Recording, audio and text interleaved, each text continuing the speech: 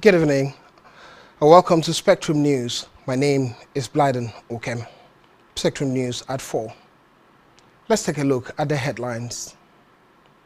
INEC fixes February 20, 2027 for presidential election. HOMEF, a PPDF convene renewable energy dialogue as host community raises alarm. Trump sets monthly target for citizens' revocation. Details of these stories and more in a moment.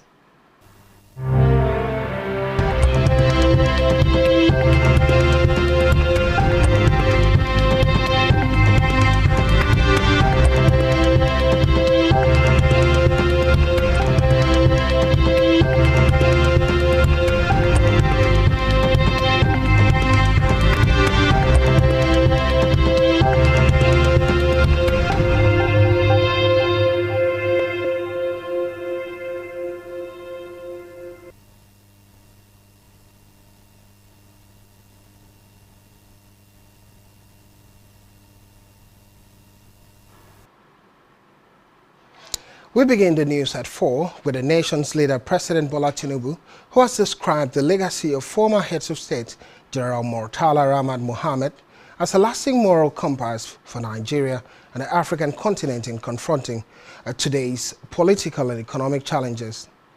Tinubu spoke through the Secretary to the Government of the Federation, SGF, Senator George Akume, who represented him at the 50th memorial anniversary of the late military ruler. The president said Mohammed's courage, discipline, and clarity of vision, despite his brief 201-day administration, secured his place among Nigeria's most distinguished leaders and continues to inspire Africa 50 years after his assassination.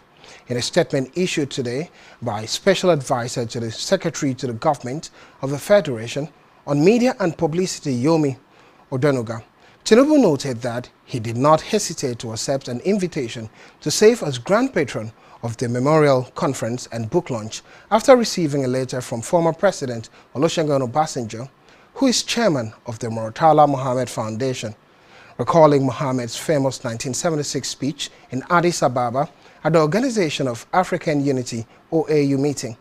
He said the late leader's declaration that Africa has come of age and should no longer take orders from any global power marked a defining moment in Nigeria's foreign policy. Away from that, the federal government has intensified security operations across Nigeria's north-central region following terrorist attack that left about 75 villages dead in Kwara State. The renewed offensive, a code-named Operation Savannah Shield, involved the deployment of military personnel, police units, and National Forest Guards to reinforce security in vulnerable communities. This was disclosed in a statement by the Minister of Information and National Orientation, Mohammed Idris, adding that the government is committed to protecting the lives of its citizens. The operation is backed by enhanced intelligence gathering and rapid response protocols.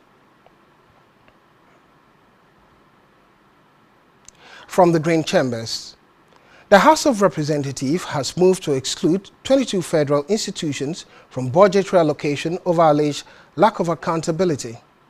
Among the affected agencies are the Nigerian Meteorological Agency, NIMET, Federal Housing Authority, FHA, the Standard Organization of Nigeria, SON, National Insurance Commission, NICOM, and the National Business and Technical Examination Board, NAPTEP.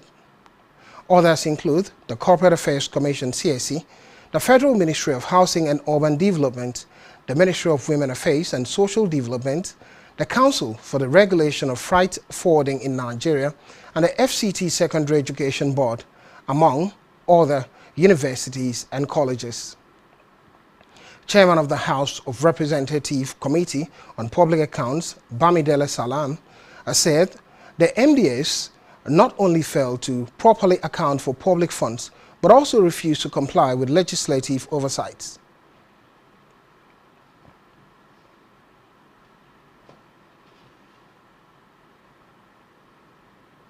In another development, the Federal High Court in Abuja has granted a request by an activist, Omoriloye Owolemi, to inquire into the academic qualification of Minister of Interior Olubunmi Tunji-Ojo. Justices Binta and Yako granted the permission while ruling in an ex parte application brought before her by the social crusader Oluwemi. Oluwemi had approached the court seeking an order granting him permission to inquire into the secondary school certificate said to have been issued to the minister by the West African Examination Council (WAEC). The activity predicated his request on the ground that there were discrepancies in the minister's academic claims. However, in another development, Justice Joyce Abdul-Malik, also of the Federal High Court in Abuja today, refused a similar request by the activist to inquire into the discharge certificate said to have been issued to the minister by the National Youth Service Corporation (NYSC).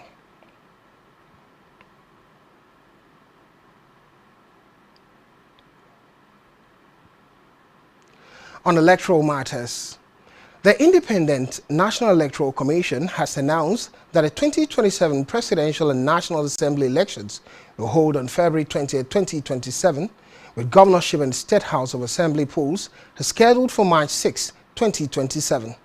The INEC chairman, Professor George Amopetan, disclosed the election timetable at a news conference in Abuja today. He explained that the elections will cover the offices of President and Vice President, governors and deputy governors, except in Anambra, Bayelsa, Edo, Ekiti, Imo, Kogi, Ondo, and Osun states. Members of the Senate, House of Representatives, and State Houses of Assembly and Patron said a detailed timetable and schedule of activities had been uploaded to INEC's official website and circulated to political parties and stakeholders. He said the early announcement demonstrates the Commission's commitment to ensuring that the electoral process is transparent, credible, and in strict adherence to the law. Back here, as Nigerians join the rest of the world to mark 2026 Radio Day, on-air personalities and radio staff at TAF Media Group has spoken on the enduring significance of radio, describing it as a powerful voice that connects communities, shapes opinions, and provides comfort in difficult times. Speaking with our correspondent Wangfanobasi Walter on this year's celebration with the theme, Radio and AI, others say radio remains the most accessible and trusted medium of communication, especially for grassroots audiences, while others note that it continues to serve as a platform for education, entertainment, and real-time engagement. Stressing on this year's theme, they acknowledge that while artificial intelligence is transforming content production and improving efficiency, it cannot replace the human connection, emotion, and spontaneity that define broadcasting. They added that technology should serve as a tool to enhance creativity, not substitute the authenticity and empathy that listeners value. Recall that World Radio Day is set aside by the United Nations Educational, Scientific and Cultural Organization every February 13th to highlight the importance of radio as a medium that informs, educates, unites people across the globe. In the meantime, stakeholders, communities, members and environmental advocates have called for an urgent halt to fossil fuel extraction activities in Ikot Abedang, on our local government area for Akwa Ibom State, following a dialogue on renewable energy convened by the Health of Mother Earth Foundation, HOMEF, and Peace Point Development Foundation, PPDF. Our correspondent Esther Otoyo, who was at the event, completes the report. Ikot-Abedang, one of the three villages of Onion East alongside Ikot-Ibepo and Ikot-Onang, serves as both a host and impacted community for ongoing fossil fuel exploration and production activities. Delivering a presentation titled Dialogue on the State of the Environment, the director of OMEF, Dr. Nimmo Basi, highlighted the ecological and social costs of fossil fuel dependence and urged affected communities to demand accountability while exploring renewable energy alternatives suited to their local realities. Gas problem is very central because of the implications for human health, environmental health.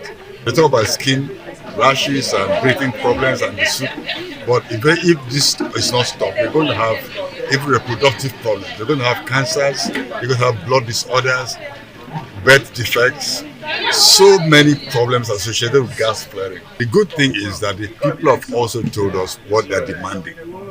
So we're going to pick up these issues and use them in advocacy.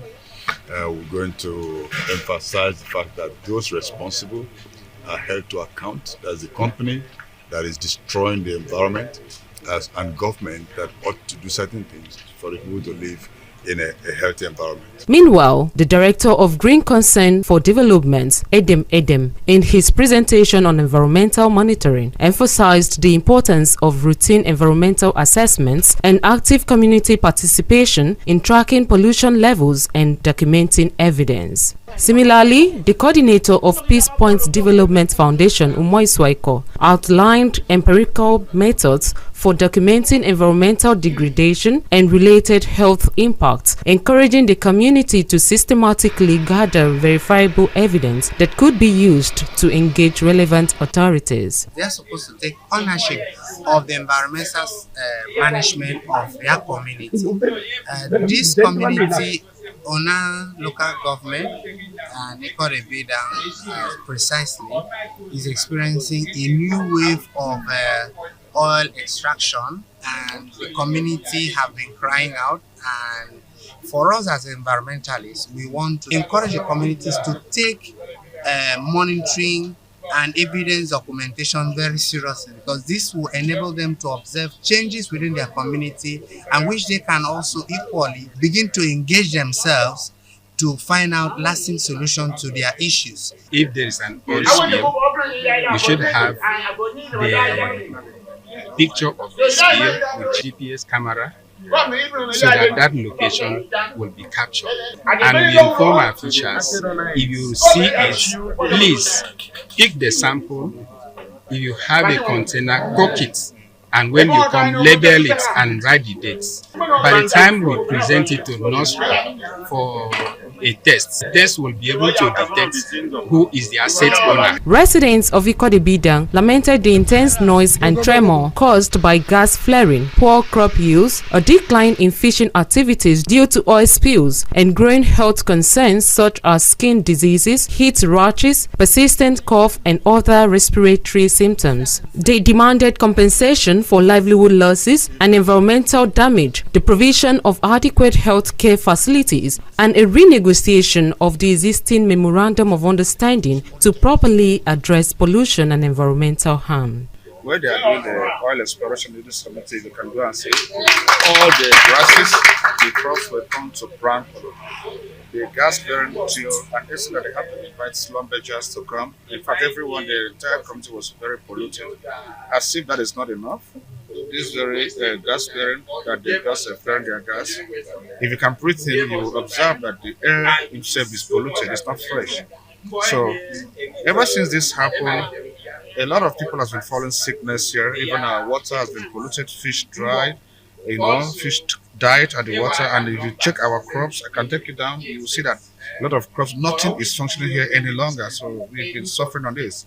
And so therefore, we really use this medium to invite the government, both international agencies and others involved, to come to our aid and to make sure they bring lasting solution. Our aquatic life, our fishermen can no more fish. Okay. Our brothers and sisters, if you notice, we have rashes, a lot of rashes in their skin, affecting their eyes. It causes blindness. And you look at our occupation, which is farming. Most of us are into farming. We cannot plant and harvest good product, farm product. If you look at our roofs, you see that if you buy a zinc and put on your roof, within 3 months, it's gone. Because they did down here about six oil wells are here now. And exploration is still going on after this flaring. They are coming to Ikorebida to also flare. And what I have seen in this thing is because this before they will start flaring this oil supposed to pass through pipes. But what I'm seeing here is that they are flaring this oil and they are loading this oil in trucks every night. Also present at the event was the Director of Climate Change and Awareness, Akwa Ibom State Ministry of Environment, Ini Umo, who was represented by Emeti Atai. Esther Otoyo, Spectrum News.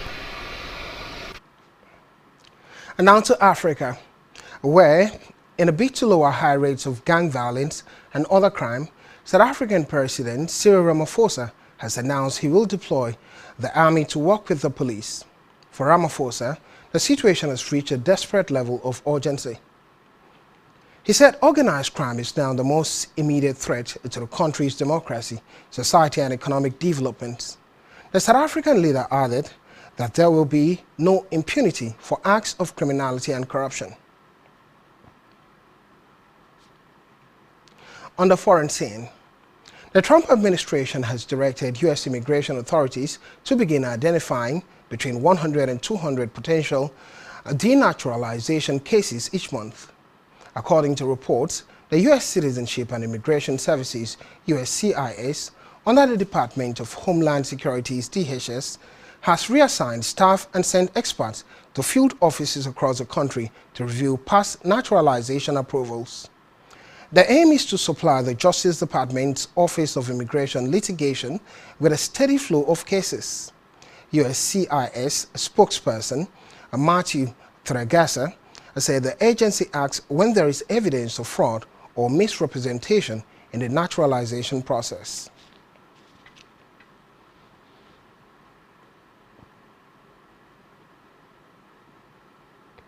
Still on the foreign scene, the Bangladesh Nationalist Party BNP has secured a majority after the country's landmark election. Reports say the win is a huge change of fortunes for the BNP's leader, Tariq Rahman, who has been in self-imposed exile in London. According to the report, this is the first election held in the country since student-led protests in 2024 ended the 15-year rule of its increasingly autocratic leader, Sheikh Hasina. Hasina's party, the Awami League, was banned from contesting the election.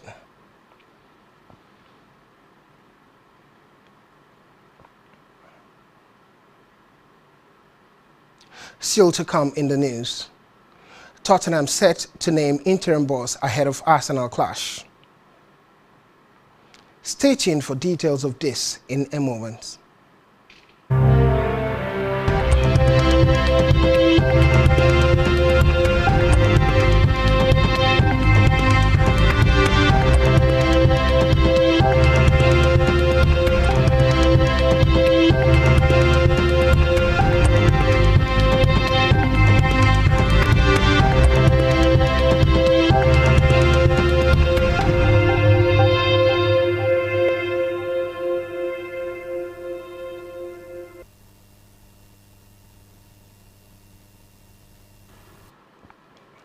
Thanks for staying tuned.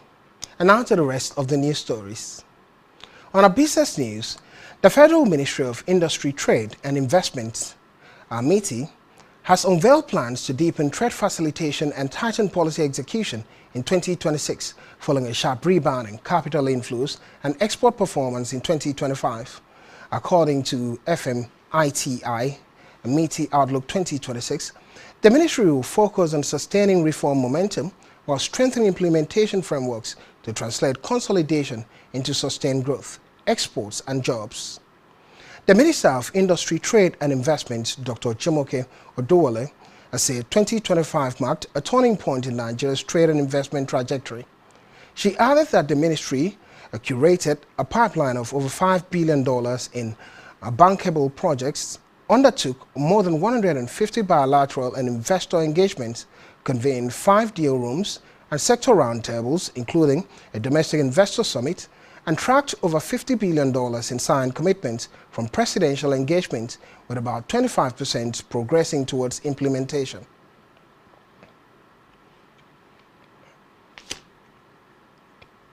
In health, healthcare services at the Federal Neuropsychiatric Hospital, Banawa, Kaduna, has been disrupted following an indefinite strike embarked upon by 128 nurses over alleged unresolved welfare and career progression issues.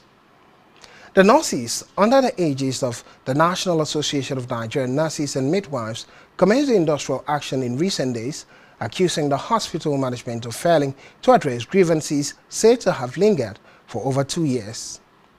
Addressing journalists, the NAMIN unit chairman in the hospital, Ewereji Uchekuchukwu, said the strike became inevitable after several attempts to resolve the issues internally failed. According to him, the union formally wrote to the management at least twice last year to seek redress on critical concerns affecting nurses, but received no response.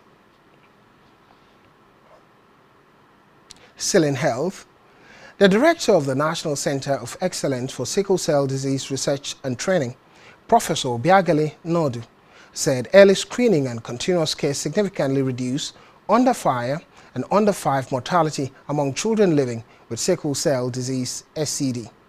She said the lower prevalence of SCD among adults compared with children reflects early deaths caused by the absence of routine screening and standardized care. Nodu spoke in Abuja at the Nigeria Inherited Blood Disorders Leadership Forum. According to Nodu, the absence of universal newborn screening means Nigeria still relies on estimates rather than population-based data to determine the incidence of the disease. In sports, Tottenham Hotspur are set to appoint an interim manager for the remainder of the season following the sacking of Thomas Frank earlier this week. Recall that Frank was dismissed with Spurs sitting just 5 points above the relegation zone, prompting the club to act as they look to stabilize their campaign. According to reports today, sources have indicated that Tottenham have confidence of finalizing a deal for a temporary replacement before the squad returns to training on Monday. With their exit from the FA Cup in the 3rd round, Spurs have a 9-day break before facing rivals Arsenal in the North London derby on the 22nd of February. The first team squad have been given time off and are due back at training at the start of next week. Still in sports, Nigeria forward Peter Olayinka has joined the Cypriot club Apol Nicosia on a free transfer. Olayinka signed a contract with Apol until May 2026. The 30-year-old was released by Serbian club Red Star Belgrade 4 months ago. A report said the experienced striker will be desperate to get his career back on track after the period of inactivity.